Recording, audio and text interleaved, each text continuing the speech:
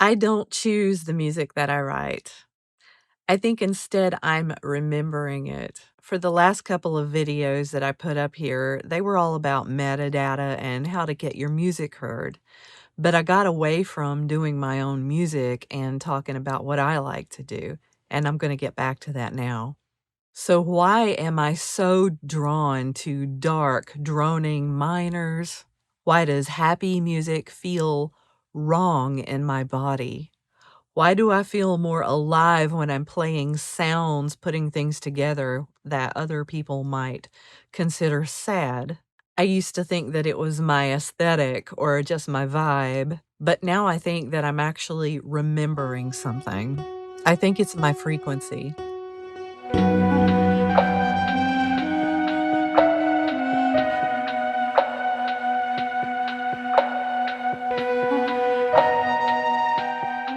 Hi, welcome back to my channel. I'm Christine Grayson. I'm a singer, a multidimensional artist, and I'm an independent researcher. Today I'm going to be talking about frequencies and why my music is so dark. And so let me start with something a little more concrete that scientifically minded people can hang on to before we get really abstract. Every physical object has this thing that we call a resonant frequency. It's a pitch at which that object wants to vibrate. You've probably seen experiments where a singer can hit the right note and a wine glass shatters, or those somatics experiments where they put sand or grain on top of some kind of drum-like head and play a certain resonant frequency, and the sand or the grain comes together to create a pattern. It's quite impressive. That's resonance, and your body has that too. You have a resonant frequency. Your bones, your body cavity, your skull, everything about you, the wiring of your brain, they all create a fundamental frequency. It's unique to you. It's unlike anybody else's. And I think that most of us spend our entire lives not finding that. Pop music, commercial music, it's designed to hit the average listener. Get as many people as you can. It's engineered for dopamine spikes, predictable major chords, the weekend, the party. It's trying to please everyone, and we know what happens when you try to please everyone. I'm not trying to hit everyone. I'm trying to hit me. When I write in those deep, dark minors, when I play around with sound design and synthesizers and put both acoustic rhythms and electronic rhythms together, what I'm trying to do is what science would probably call a coupled oscillator effect with my own biology. I'm tuning this music into where I physically exist. Now here's where I'm going to start getting weird. Your body is 70% water, right? Sound travels through water 4.5 times faster than through air, which means that when you hear low frequency sounds, they don't just hit your ears, they vibrate through you, creating this massage at a cellular level in your body. Remember, we're not solid matter. We're just made up of all these atoms swimming around really, really fast, too fast for us to move through a wall. So sounds and frequencies really have a big impact on people, mentally, physically. I've gone outside and sang for animals before, wild animals. I can stand up at a corner of my property where these big vultures like to hang out and sing. And the vultures there know who I am. They come back to hear me. I can stand out there, start singing. They've gotten used to me singing for them before, and they'll come back to hear those frequencies and those noises. It's a really cool thing. They start dive bombing and swimming around in the air, and I just feel this weird natural connection.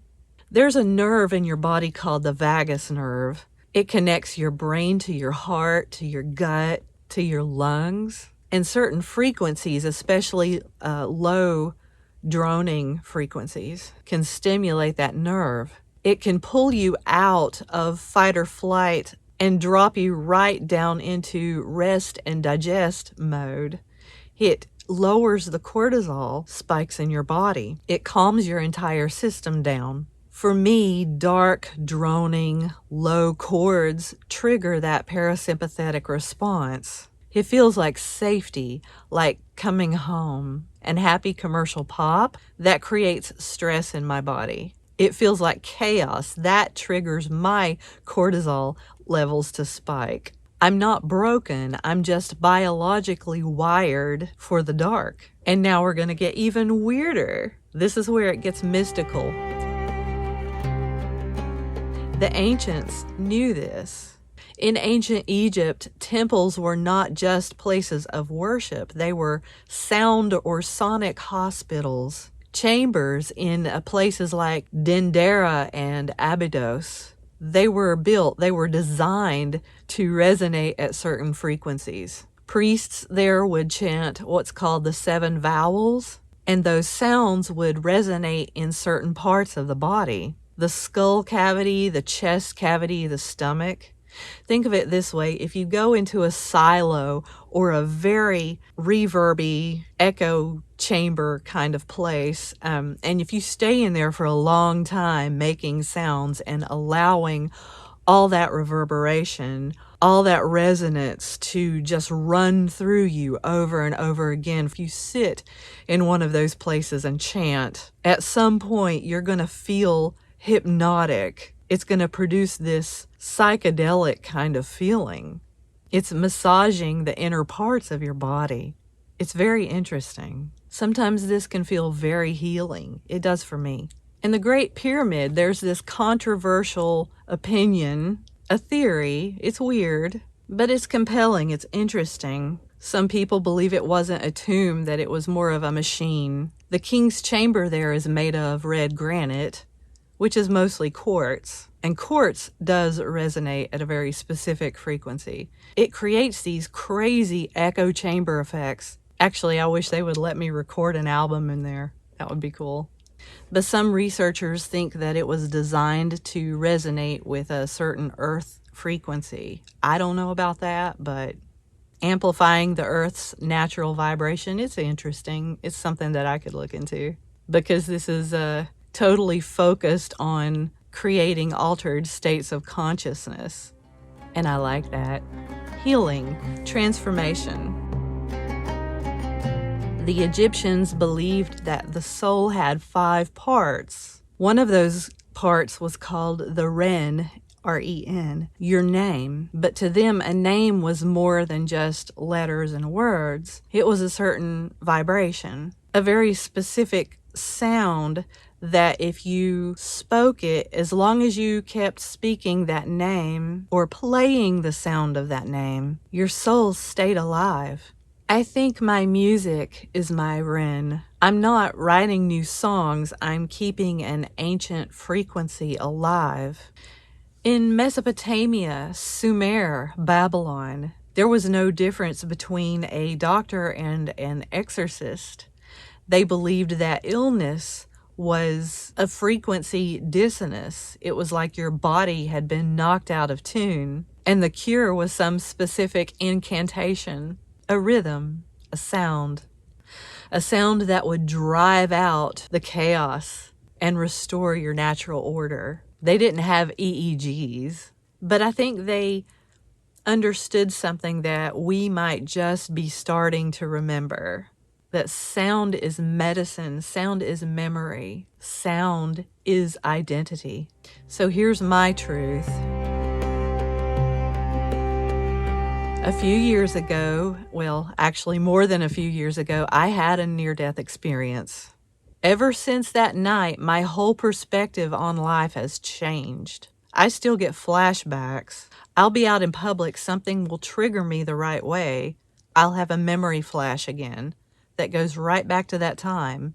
I see myself somewhere in the Middle East every single time. In the heart of it, I feel it. I can feel the heat. I can feel the stone. I can smell certain smells that are not around me. I can remember things that trigger feelings inside my body. These are like more than just memories where you're, having a flashback of a vision. It's more than a vision. It's an entire experience. The smell, the feel, the sadness, the happiness.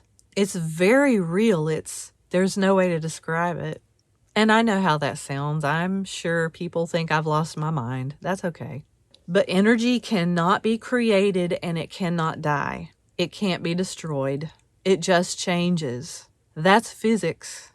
And if consciousness is energy, which a lot of neurosurgeons believe it is, and they're starting to find ways that they can prove that now, if the thing that makes you you is a frequency or a vibration pattern, where does it go when you die?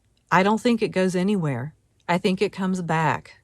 And I think the reason I'm obsessed with these dark, droning, ancient sounds and frequencies is because I'm not making them up. I'm remembering them. When I sit down to write my music, I'm not trying to be commercially viable. I'm not trying to appeal to a particular audience.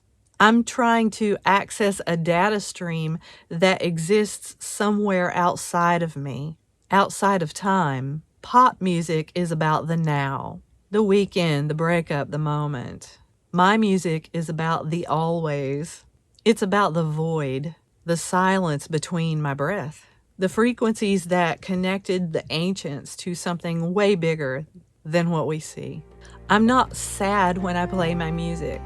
I'm not being dark and upset. I'm home. And if you're still here, I believe that something in you resonated with me, resonated with that. Maybe you're tuned into the same frequency I am. That pull towards the ancient, the dark, the unexplainable. I'm transmitting a signal with my music, and if you're hearing it, you're supposed to. Welcome home.